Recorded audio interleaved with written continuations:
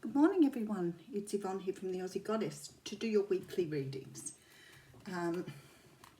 This will be for the period of the 1st to the 7th of March.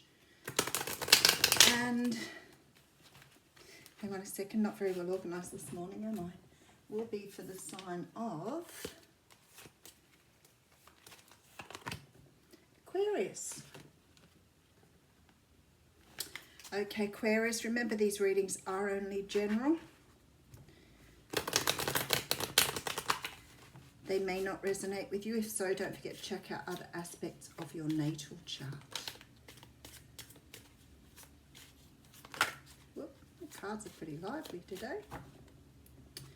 Alrighty, where are we up to? Well, I've got the card pack upside down. I have the Five of Swords coming in here. So the Five of Swords talks about winning a battle but not the war. So it's like walking away from something where you really feel you haven't won, but you have no choice other than to walk away. It's sometimes seen as the selfish card. It's sometimes seen as a conflict card. But the meaning of the card in its entirety is about sort of a gainless win. It's about sort of being able to defeat people by pulling your energy away, but not necessarily feeling good about that. So you could have walked away from something here even though you didn't want to. You know, sometimes this means that we've had to pull away from people who have created more distress in our lives than, you know, given us any happiness. So this guy in this card, this is the Before Tarot, so he's still in the battle at the moment. So he's already chased 2 people away and he's just about to start on the next 2.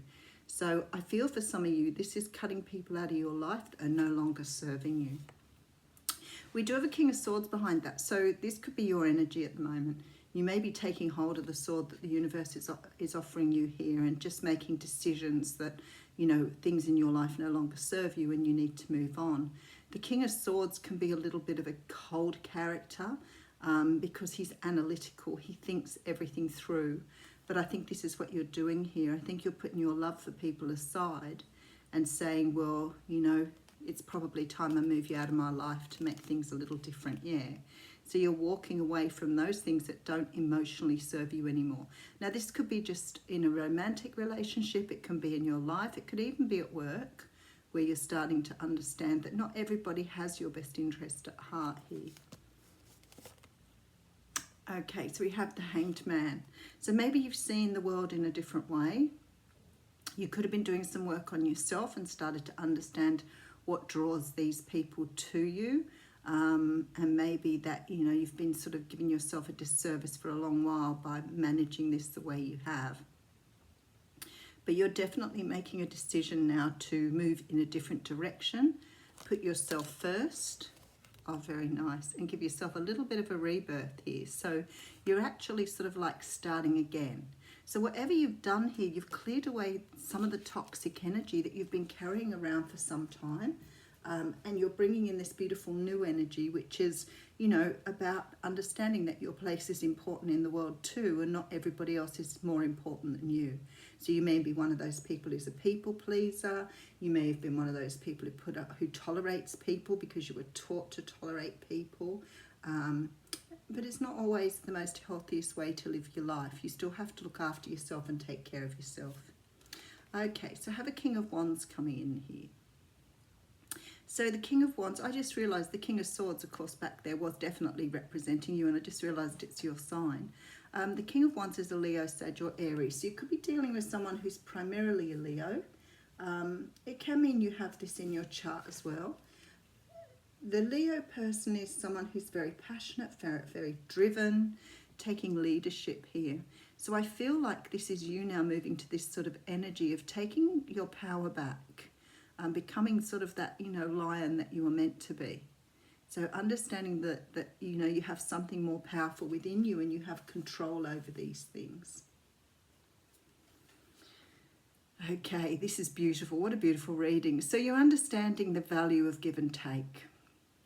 Now, sometimes we sort of have this idea, it's a very Christian idea really, that others are more important than ourselves, and we have to bend over backwards to make sure that other people are looked after and served. But you see, that was put in place to teach you to always serve others. So who benefits from that? Others. So what you're learning here is, I'm putting all this energy in, and it feels to me like it's quite thankless. The other person isn't appreciating it or realising that. Sorry, I forgot about my alarm. I'll just turn it off. Usually it interrupts because it's on the phone that I'm doing the taping on, but because I'm taping on my... I've lost the pen. What a calamity. Because I'm taping on my iPad now, it doesn't disturb me or break the video. It used to come in halfway through the video and stop it. Yeah, so this is about understanding that life is about give and take. It's not just about take, take, take. So you've probably been dealing with people who've really sort of drawn your energies, and you know this because these are the people that at the end of the day you feel exhausted after spending time with them for whatever reason. But you're just understanding now. Life is about give and take. You don't have to put up with it if you don't want to. And look at your reward. So what's happening here is the universe is saying, well, you've seen this now. You're understanding it. It's time to move into a new cycle. So you get to do it all over again. That's why you get the rebirth card. So it may be that you are taking time out now to really go inside to have a look.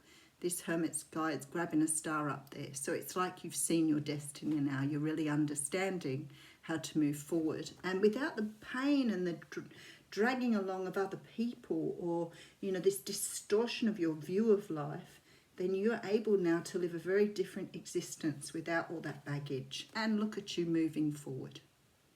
So it's like the world is in your hands now. You've understood this journey. So now it's sort of like you can move towards manifestation. You can move towards bringing in what you want to. Your life is no longer serving other people here. And look at this. You have a beautiful offer coming in. So if it's a job, relationship, something you've been wanting, you're now manifesting. So you're now able to bring this in for yourself. I feel like for some of you, you've realised that you've had this cyclic behaviour for a long time, and I think perhaps you've tried to move away from it, but you haven't been able to really either, have the courage to cut people off or have the courage to move forward. But you've now got it. You're on your way. You're cutting out all this negative behaviour here, and that is around the people pleasing, around doing things for others, loving others above yourself.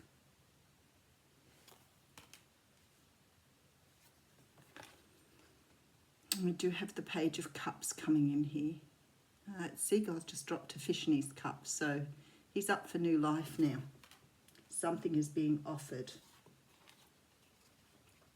Something that's going to level out the playing field. So something you deserve, something that you should have had a long time ago, and now you're getting to have this in your hands. I love that you've got the dove here, because that sort of signifies a sense of peace now. You've started to understand your own personal journey, and you're sort of putting things back into perspective for yourself. Oh, look at this. So you've got this self-love now that you haven't had before. You're starting to understand. And having self-love means it's so much easier to give others love. If you love yourself, you bring in the right people for you. So this is about learning about self-love, putting yourself first. Now, I know people sometimes will say, but isn't that selfish? Because often they've been brought up to think that doing things for themselves above others is not the right thing to do. No, you serve yourself first. And the reason you do that is because if you're not your best self, how can you serve others? And it's always that analogy of, in the plane when the masks fall down and the hostess says, wear yours first, otherwise you can't help anybody else. It's that one. Beautiful reading here. Okay, so I see you moving away from things that no longer serve you.